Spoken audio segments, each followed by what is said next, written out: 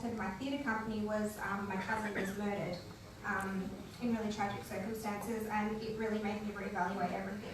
That's what kind of pushed me. That was the final push to just open the theatre company, throw my hands up in the air and say, I've got to live my life.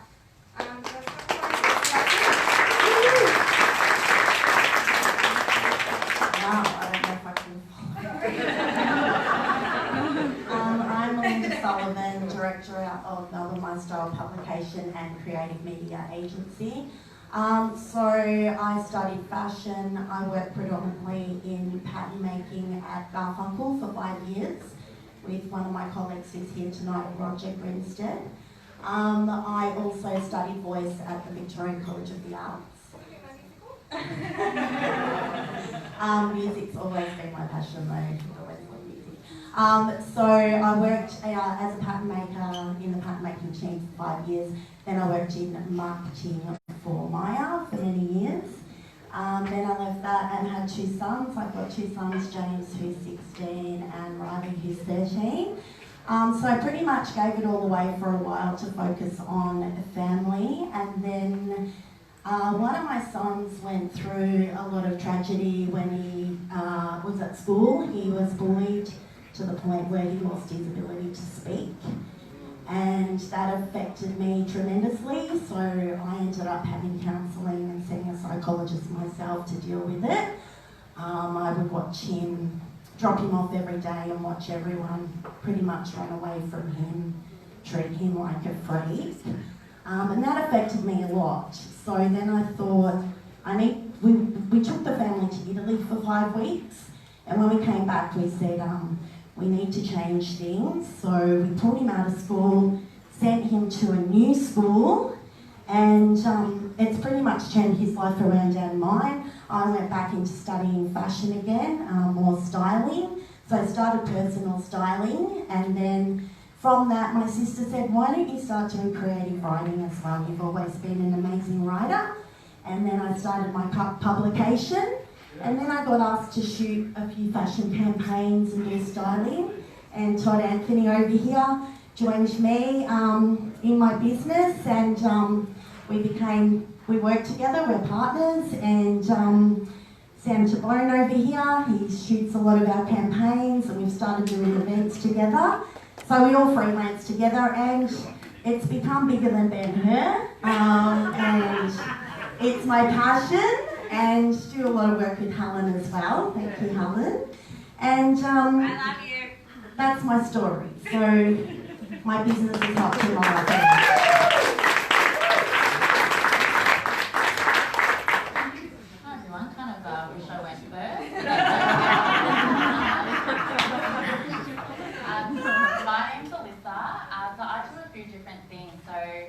In about 2014, I guess before Instagram was as big as it was now, I started posting inspirational quotes about life and love to that platform, and it just grew quite quickly, and I found that the main audience were young women, and they were writing in and they were opening up to me about a lot of their experiences, whether it was about a friendship breakdown, or someone would write in and say that their husband was cheating on her, she did not do, she had children.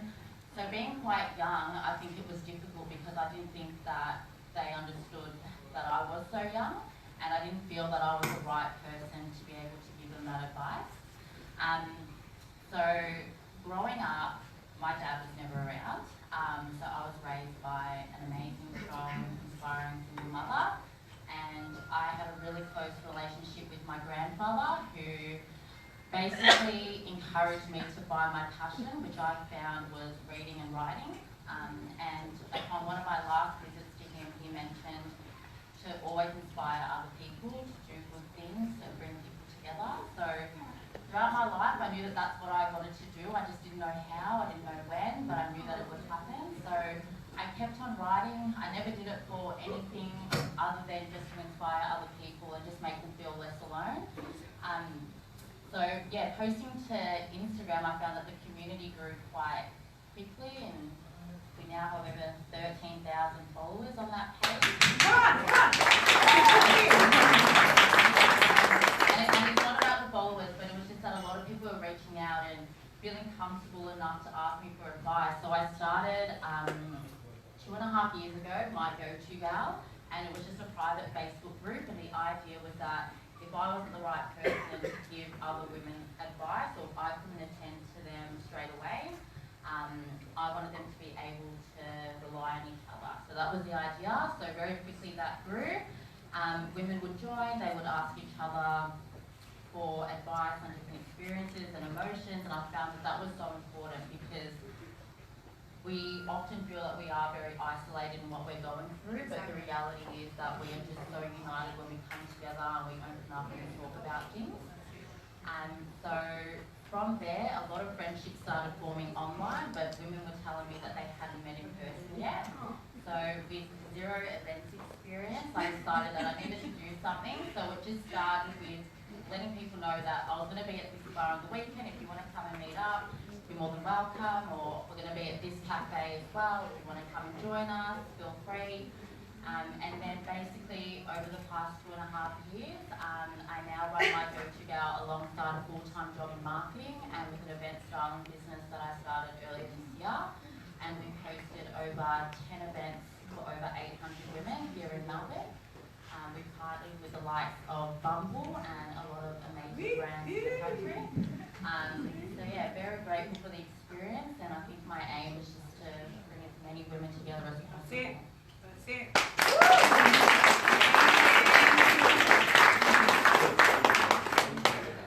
I think a lot of us here are sort of dying to know in terms of any tips or advice that you can give to anyone really starting out. I think it's such, there's a lot of the stigma of fear that's associated with starting your own business. And we also feel, that we're comparing ourselves to everyone else out there, and as millennials, like as what Dee talks about, we're always in that constant state of fear of starting. So if you could give any advice starting a business, what would you say? I don't think I like sitting here. I need time to think about their answers. I have to go straight away.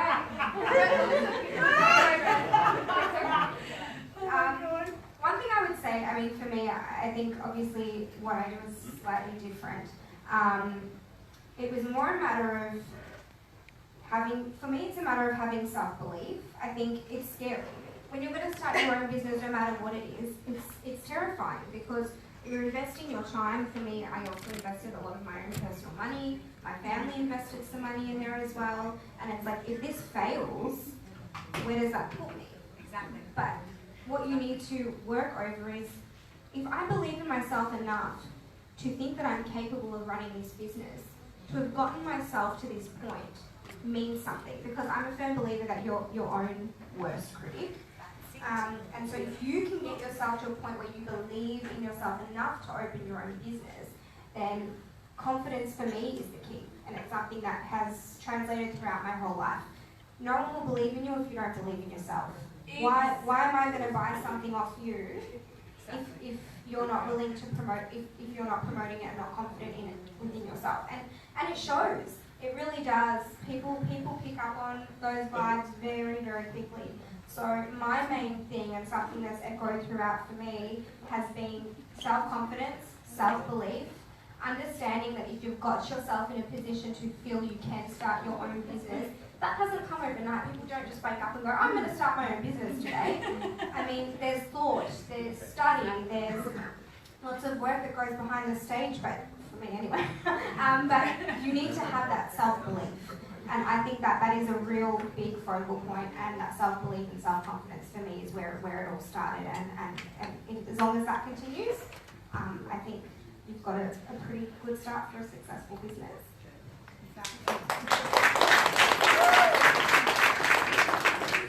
I think when you start your own business that you have to realise what you envisage it's going to be like may not be what it's like later, because it's going to keep evolving and new facets are going to keep being offered to you, or you're going to find them, and so it's going to evolve from there.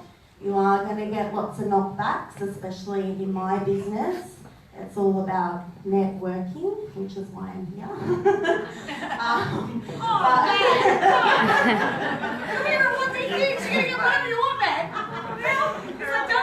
No, you get lots and lots of knockbacks, but if it's your passion and it's what you love and you believe in yourself, just keep going. When you believe, everything will happen. That's all I have to say here. No, you go. What are you I've already got these things. I don't even know where they're going. Hello. Hey, sorry about that, guys. Okay, so my advice would be to just start. I feel that every little thing will lead to something else. And I feel that everything that I've gone through, I feel that it's naturally happened. I've not forced it. So I started the writing, and then that led to the women's group. And then once I started hosting events and being the one to style it, I started the event styling so I could do that for everyone else. So I think that you don't need to go into it with a big grand idea or a blueprint as to exactly what you're going to do. I think if the good intent is there to inspire other people, bring them together, change people's lives, I think that you're not going to give up, because even when it does get difficult, you know that you're doing something that's going to really change people's lives and you're not going to stop. So I think just go for it. Let go of that fear, which I know is easier said than done, but just do something small and you really will thank yourself down the track. Hi again. I agree with every single story. When I was 16 years old, I was terrified because I knew I had something and I didn't know what it was. And then I had gone on to do heaps of things that somewhat resonated with me to a specific point, up until I knew that they weren't really with me. I worked with a lot of media organisations. I worked with Channel 10, I worked with Win TV, I worked with print, I worked with 3AW for over years. I never got paid, but it didn't bother me because I was loving what I was doing. Because I was talking to people, I was communicating with people, I had some sort of connection with people. I worked in retail for over 20 years with millennials, and God and the universe were always trying to tell me something, but I never ever saw it. Because so many girls, so many people were going through specific circumstances at the time. And I realise now, but you know what? It's all about divine timing. It was part of a life journey. It's part of a purpose. Everybody has a purpose here. You all have a mission. You all have something to actually show everybody else in order to educate them, to help them to learn, to breathe, to believe, to do what they have to do in their lives. Always help people. It's the biggest thing in the world. And for me, what Dee Thinks was Johnny's, because it was his name for me. Because I was like, what do you think? It's like, yeah, that's you. It's what you think, because you're so talkative. Am I talkative? I don't know. You're so opinionated. You always express yourself. You're loud, you're bubbly, you're dynamic, you're you know? And I'm looking at him because he was very quiet, but he was beautiful. The most beautiful man in the whole world. Sorry, I'm being really... But he was. He was the best thing that ever happened to me, because he actually pushed me to believe in myself. Not only that, to actually realise who I was, because no other man was able to do that though. How could you be so quiet and do that though? Oh my God. Because quiet men are high achievers. He had a very big IQ as well. But he pushed, he shoved, he did what he had to do. And then it was the realisation after 3 years that what Dee Thinks was going to come into fruition and be fucking fabulous. Because it was going to be real. We do things in our lives for a purpose.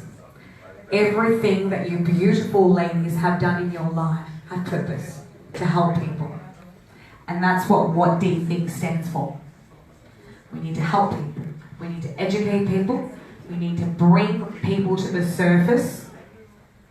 And we need to learn from everything. They're all learning, they're lessons from the high purpose, the divine, and from spirits, and also from yourselves.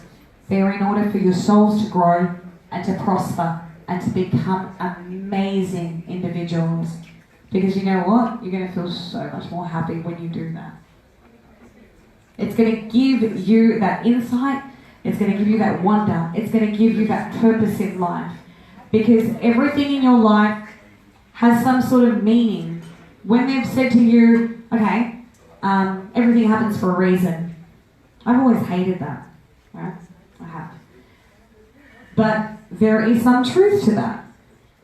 Because specific steps in our lives adhere to where we're supposed to be in our lives in order to push a specific dynamic towards its purpose in order for it to reach its higher purpose. It's always been like that. And that's what this whole journey has taught me, and that's what it's going to basically take with me. And I want you guys to push your levels like you've never done it before. Because you're exceptional individuals, intellectual individuals with so much potential that can reach the highest of heights in order to bring about happiness and love to unite people again. Because that's what we need. Because we've lost that. We've lost uniting people, we've lost loving people, we've lost helping people. It's the humanitarian aspect like that we have actually lost. Because social media is a good tool, I'm not saying it's not, but it has overtaken the humanitarian aspect of actually treating a human being with the utmost respect because you care about them so much. What Dee thinks and the way fashion should be conveyed has been mixed into two, because it's the way you express yourself through your individuality. Do not be a celebrity, be yourself. Know who you are, reach for the stars and push towards your boundaries, because you know what? Don't let anybody get in the way of your dreams and your passions, because it's who you are. Thank you.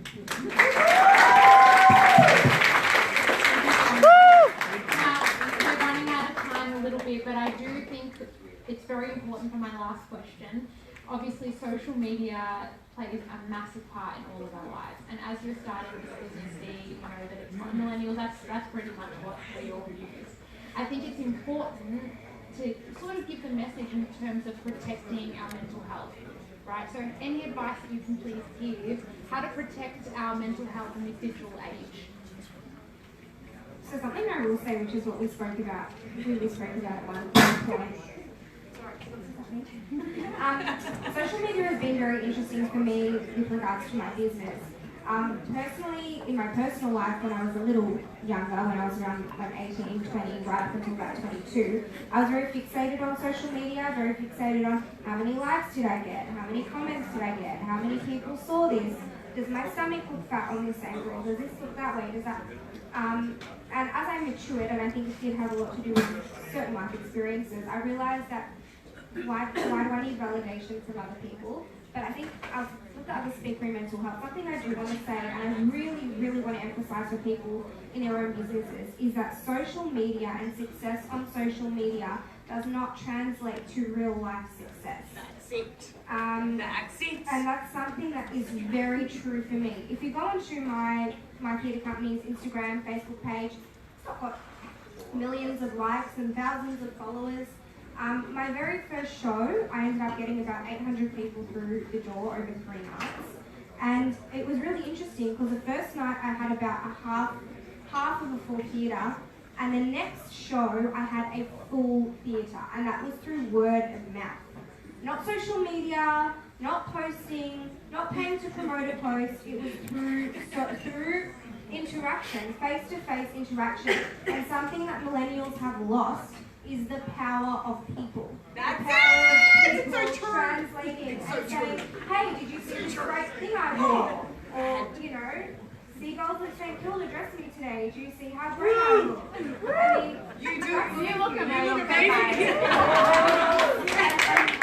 That's one thing I will say about social media is be wary about being caught up in the idea that presence on social media translates to real life success, because it's just simply not true. And don't forget the power of speaking and word of mouth. Communication. It's gone. That's one.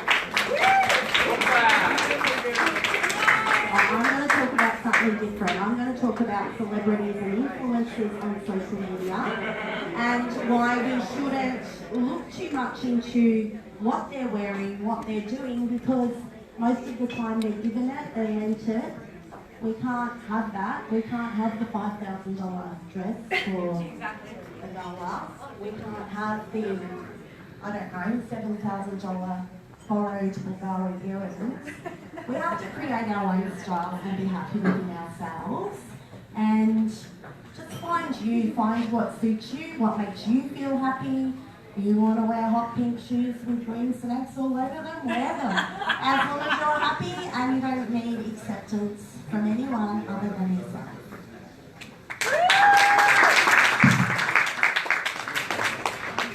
In terms of protecting yourself in this digital age, I think it's important. I know everyone always talks about self-love, which can be very vague because what does that mean?